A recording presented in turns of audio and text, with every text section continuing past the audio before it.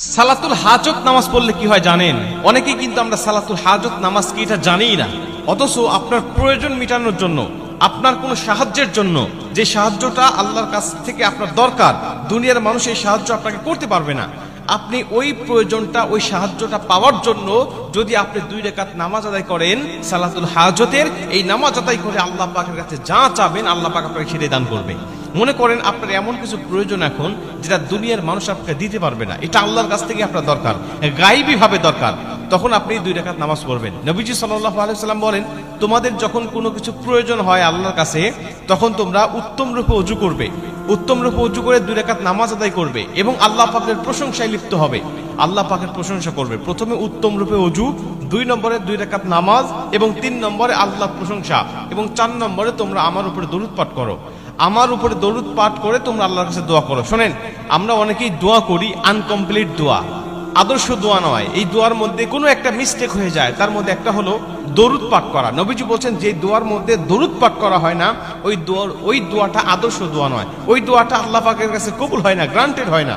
এজন্য তোমরা আল্লাহ পাকের প্রশংসা করবে, আমি নবীর উপরে দরুদ পাঠ করবে, দরুদ পাঠ করে তোমরা তখন আল্লাহ পাকের কাছে দোয়া করবে যে আল্লাহ আপনি আমাকে এটা দান করেন, আমার এটা দরকার, এটা আমার প্রয়োজন, এটা দুনিয়ার মানুষের ক্ষমতা নাই এটা আমাকে দেয়।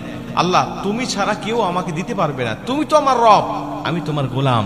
আল্লাহ আমি ছাড়া তোমার দুনিয়াতে হাজার বান্দা আছে, কিন্তু আল্লাহ তুমি ছাড়া আমি বান্দার কাছে দ্বিতীয় কোনো রব নাই। আল্লাহ আমি কার কাছে চাবো? তুমি না দিলে আমাকে কে দিবে বলো? আল্লাহ তুমি আমাকে দান করো, তুমি আমার এই প্রয়োজনটা মিটায় দাও, তুমি আমার এই হাজতটা পূর্ণ করে দাও। আল্লাহ আমার এটার দরকার, আল্লাহ আমার সেটার দরকার। আপনি জায়েজ কিছু যদি আল্লাহর কাছ থেকে চাইতে পারেন, আল্লাহ পাক তখন আপনাকে দান করবে। কিন্তু আমাদের অনেক কিছু প্রয়োজন হয়, কিন্তু আমরা আল্লাহর কাছে সালাতুল হাজত নামাজ পড়ি না, আপনি এমনিতেই দোয়া করি, অথবা আল্লাহর কাছে না চাই বান্দার কাছে চাই, বিভিন্ন মানুষের কাছে ধর্ণা দেই, আল্লাহ পাক তখন সেই প্রয়োজনটা আমাকে পূর্ণ করেন না। অথচ নবীজি সাল্লাল্লাহু আলাইহি ওয়াসাল্লাম তার সাহাবীদেরকে শিক্ষা দিতেন যে তোমাদের কিছু প্রয়োজন হলে আল্লাহর কাছে চাও। কেন? আল্লাহ পাক পবিত্র কোরআনের মধ্যে বলছেন ওয়াস্তাঈনু বিস-সাবরি ওয়াস-সালাহ, তোমরা আল্লাহর কাছে চাও ধৈর্য এবং সালাতের মাধ্যমে, ধৈর্যের মাধ্যমে এবং নামাজের মাধ্যমে আল্লাহর কাছে চাও। তার মানে আল্লাহর কাছে চাওয়ার 2টা পন্থা আমরা এখান থেকে পেলাম। একটা হলো ধৈর্য, তাড়াহুড়া করা যাবে না, খুব বেশি ব্যস্ততা দেখানো যাবে না, খুব অধৈর্য হয়ে পড়া যাবে না, আল্লাহর কাছে সাহায্য চেয়ে আল্লাহর উপরে তাওয়াক্কুল রাখতে হবে যে আল্লাহ অবশ্যই আমাকে দান করবে। এটা হলো 1 নম্বর ধৈর্যের মাধ্যমে। 2 নম্বরে হলো সালাতের মাধ্যমে, সালাতের মাধ্যমে আল্লাহর কাছে দোয়া করলে আল্লাহ পাক তাকে দান করে। আপনি নামাজের সেজদায়ও আল্লাহর কাছে দোয়া করতে পারেন। নামাজের সেজদায় যে নির্ধারিত দোয়াটা রয়েছে, এই দোয়াটা পাঠ করবেন সুবহানা রাব্বিয়াল আ'লা। এটা পাঠ করার পরে আপনি 3 বার পড়েন আর 5 বার পড়েন আর 7 বার পড়েন, এটা নির্ধারিত পাঠ করার পরে আপনি আল্লাহর কাছে সেজদার মধ্যে কান্নাকাটি করবেন।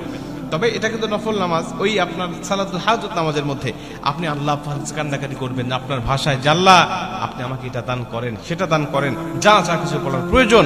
এবং কোনো কিছু সিদ্ধান্তহীনতায় যদি আপনি ভোগেন যে আপনি অমুক কাজ করতে যাচ্ছেন কিন্তু সিদ্ধান্ত নিতে পারতেছেন না, দুনিয়ার কোনো মানুষের কাছেও আপনি সিদ্ধান্ত চাইতে পারতেছেন না, বা চাইলে সে আপনাকে ভুলভাল সিদ্ধান্ত দিয়ে দিতে পারে, এমন আশঙ্কা যদি আপনার হয়, তাহলেও আপনি 2 রাকাত নামাজ আদায় করে আল্লাহর কাছে আপনি সাহায্য চাইতে পারেন যে আল্লাহ আপনি আমাকে সাহায্য করেন বা সঠিক সিদ্ধান্ত আমাকে দান করেন।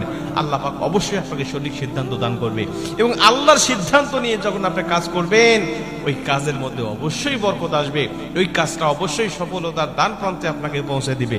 এজন্য যে কোনো প্রয়োজন মেটানোর জন্য, যে কোনো সিদ্ধান্ত জানার জন্য, যে কোনো কারণে সবসময় আল্লাহ পাকের চাইবেন সালাত এবং ধৈর্যের মাধ্যমে, আল্লাহ পাক অবশ্যই আপনাকে সফলতা দান করবে।